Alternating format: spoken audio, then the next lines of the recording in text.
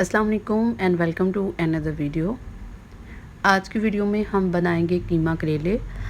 यूँ तो कीमा करेले बनाना बहुत आसान है, मगर हर कोई जो है वो इतनी महारत नहीं रखता कि वो इसको अच्छे तरीके से पका सके, क्योंकि करेलों की कड़वाहट जो है अक्सर औक़ात जो बच्चे हैं वो इस वजह से इसको खाना पसंद नहीं करते। ठीक है जी, तो आज की वीडियो में मैं आपको बताऊंगी कि आप किस तरह कीमा करेले जो हैं इनको अच्छे तरीके से बना सकते हैं। सबसे पहले हमने लिया है जी कीमा। ये मशीन का बनाया हुआ कीमा है, 1 किलो के करीब है, 1 किलो से ज़्यादा कह सकते हैं। ठीक है जी, तो इसको हमने अच्छे से वॉश करना है ताकि इसके अंदर जितना भी ब्लड है वो अच्छे तरीके से निकल जाए। अगर आप इसको अच्छे तरीके से वॉश नहीं करते तो उसका नुकसान ये होगा कि जो आप सालन तैयार करोगे उसमें से स्मेल आएगी और बच्चे जो हैं वो नहीं खाएंगे। तो इसके बाद हमने लिए हैं जी टमाटर। तकरीबन 3 दरमियानी साइज़ के टमाटर मैंने लिए हैं और तीनों को मैंने मोटा मोटा काट लिया है।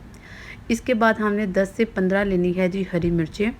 इनको भी आप मोटा मोटा काट लो, बारीक बारीक काट लो, जैसा आप काटना चाहो वैसे काट सकते हो।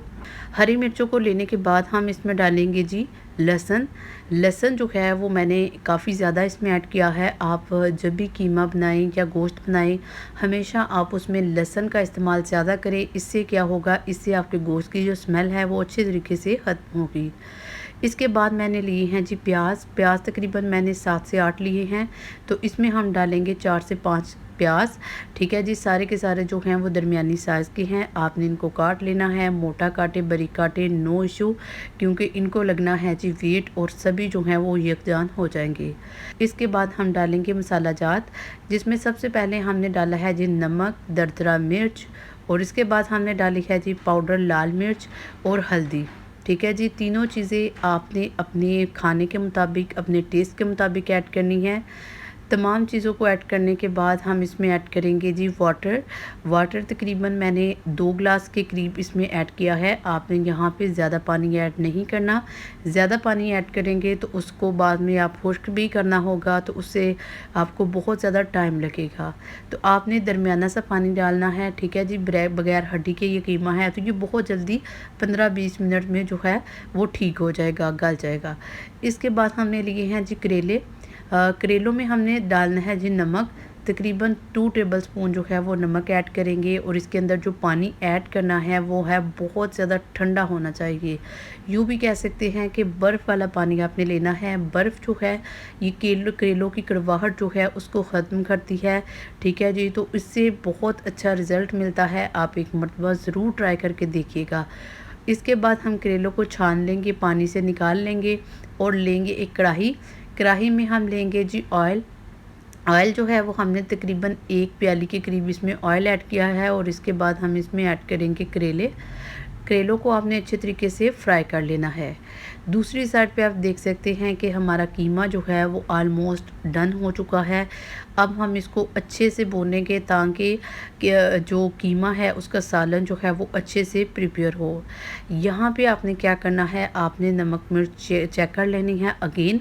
अगर तो आपको थोड़ी लगती है तो आप इसमें थोड़ी बहुत ऐड कर लें। अगर आपको मतलब ठीक लगती है तो आप इसमें ना ऐड करें। इसके बाद मैंने इसमें ऑयल का ऐड किया है।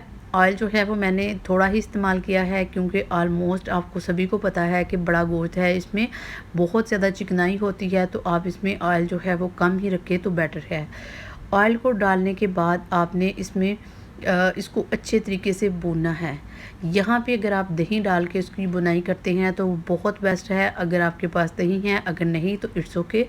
इसके बाद मैंने इसमें डाली है जी हरी मिर्चें। हरी मिर्चों को मैंने अच्छे तरीके से काट लिया था वॉश करने के बाद। ये भी तकरीबन 7 से 8 हरी मिर्चें हैं। इनको हम अच्छे तरीके से क्या करेंगे, मिक्स करेंगे, और हमारा कीमा जो है वो ऑलमोस्ट डन होने के करीब है। मज़ीद इसको 3 से 4 मिनट लगेंगे और कीमा जो है वो आपका मुकम्मल तौर पे रेडी हो जाएगा। अब हम इसको करेंगे एक साइड पे और देखेंगे अपने करेलों को, जिनको हमने फ्राई होने के लिए छोड़ा था। करेले जो हैं आपने उनको ज़्यादा हल्का लाइट आपने उनको लाइट जो है वो फ्राई नहीं करना। क्योंकि अमूमन हमारे घरानों में जो है वो करेले जो हैं वो थोड़े डार्क ही पसंद किए जाते हैं कि इनको थोड़ा सा ज़्यादा ब्राउन किया जाए। ठीक है, तो करेलों को ब्राउन करते करते मुझे आधे घंटे से ज़्यादा लग गया है। आपने क्या करना है, आपने दोनों कामों को साथ साथ करना है। एक तरफ आपने करेलों को ब्राउन फ्राई करते जाना है और दूसरी तरफ आपने कीमे को पका लेना है। जो ही आपके करेले जो हैं वो ब्राउन हो जाए तो आप इनको निकाल लीजिएगा और इस ऑयल को आपने ज़ाया नहीं करना। इस ऑयल का क्या करना है ये मैं आपको आगे चल के बताती हूँ। अब आपने क्या करना है, जो हमारा कीमा जो है वो रेडी हो चुका है, आपने इसमें डालने हैं करेले और इसके बाद आपने इसमें डालना है प्याज। तकरीबन 2 से 3 अदद जो प्याज है वो आपने इसके ऊपर छिड़काव कर देना है। इसका बहुत टेस्ट है। यकीन मानिए कि अगर आप आज से पहले इस तरीके से नहीं बनाते तो आपने एक दफ़ा इसको ट्राई करके ज़रूर देखना है। इसके बाद हम इसके ऊपर डालेंगे जी ऑयल। ऑयल हमने वही इस्तेमाल करना है जिसके अंदर हमने करेले जो है उनको फ्राई किया था, क्योंकि हमारे करेलों का जो टेस्ट था वो इस ऑयल के अंदर आ चुका था। तो अब हम इस ऑयल को इस हंडिया के ऊपर डालेंगे और इसको अच्छे तरीके से मिक्स करेंगे। 2 से 3 मिनट के लिए हम दम पे लगाएंगे। हमारा प्याज जो था वो भी अच्छे तरीके से रेडी हो चुका है और तमाम जो चीज़ें हैं वो अच्छे तरीके से मिक्स हो चुकी हैं अल्हम्दुलिल्लाह। तो ये था हमारा कीमा करेले का सालन। तमाम चीज़ें जो हैं वो अच्छे तरीके से पक चुकी हैं। अब मैं आपको इसको सर्व करके दिखाती हूँ कि इसमें करेले, कीमा, ईच टू एवरीथिंग की शक्ल जो है वो बिल्कुल वाज़ेह नज़र आ रही है। ये खाने में बहुत ज़ायकेदार है। आप इसको रोटी के साथ खाएं, नान के साथ खाएं, किसी भी चीज़ के साथ आप इसको खा सकते हैं। उम्मीद है कि आपको मेरी ये वीडियो अच्छी लगी होगी। अगर आपको मेरी ये वीडियो अच्छी लगी होगी तो वीडियो को लाइक, शेयर और कमेंट ज़रूर कीजिए। मिलते हैं किसी नेक्स्ट वीडियो में, तब तक अल्लाह हाफ़िज़।